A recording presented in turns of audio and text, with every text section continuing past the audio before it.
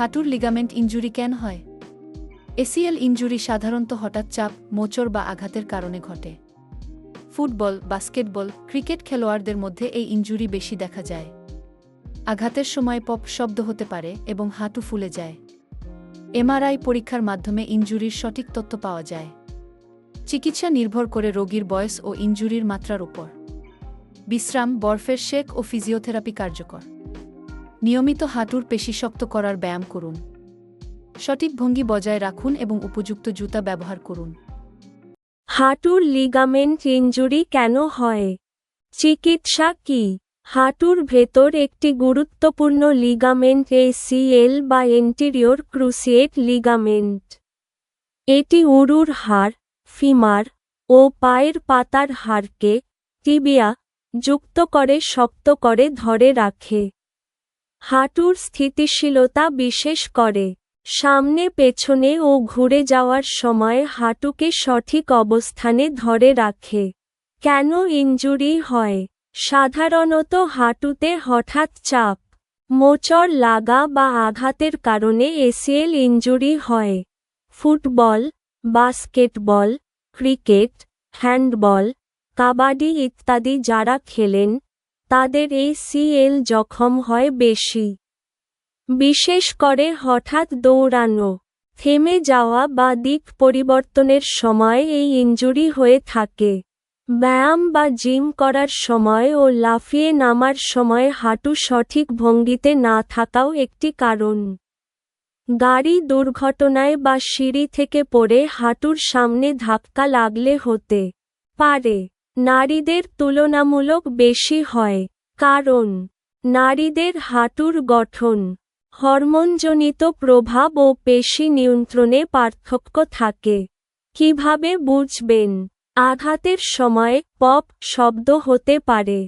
কয়েক ঘন্টার ভেতর হাঁটু ফুলে যায়। হাঁটুর স্থিতিশীলতা বা নড়াচড়ায় অস্বস্তি হয়। হাঁটু শক্ত হয়ে যায়। ব্যথা করে। দৌড়ানো, সিঁড়ি দিয়ে ওঠা বা বাঁক নেওয়ার সময় হাঁটু সরে যাওয়ার মতো অনুভূতি হয়। পরীক্ষা ও চিকিৎসা: Lachman test, anterior drawer test, pivot shift test ইত্যাদি ক্লিনিক্যাল পরীক্ষা করে দেখতে হয়। এসিএল ইনজুরি হয়েছে কি না তা নিশ্চিত হওয়ার সবচেয়ে কার্যকর উপায় হল এমআরআই।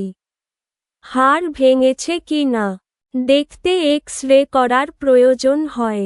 চিকিৎসা নির্ভর করে রোগীর বয়স, কাজের ধরন ও ইনজুরির মাত্রার ওপর।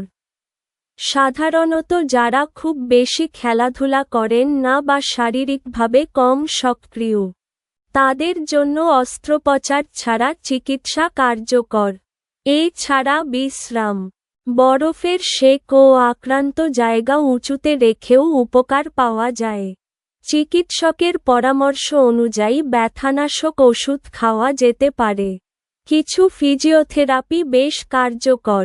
এর মধ্যে রয়েছে হাঁটুর পেশি, কোয়াড্রিসেপস ও হ্যামস্ট্রিং শক্ত করার ব্যায়াম, ব্যালেন্স ও প্রোপ্রিওসেপশন ট্রেনিং এবং হাঁটুর জন্য ব্রেস বা সাপোর্ট ব্যবহার করা।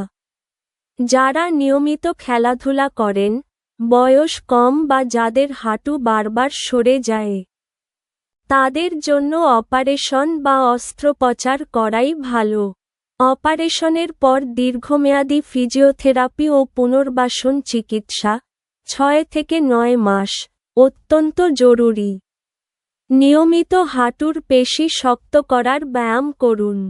ওয়ার্ম আপ বা স্ট্রেচিং ছাড়া খেলাধুলা করা যাবে না। লাফানো ও বাঁক নেওয়ার সময় সঠিক ভঙ্গি বজায় রাখতে হবে। ব্যবহার করতে হবে আপনার পায়ের জন্য উপযুক্ত জুতা।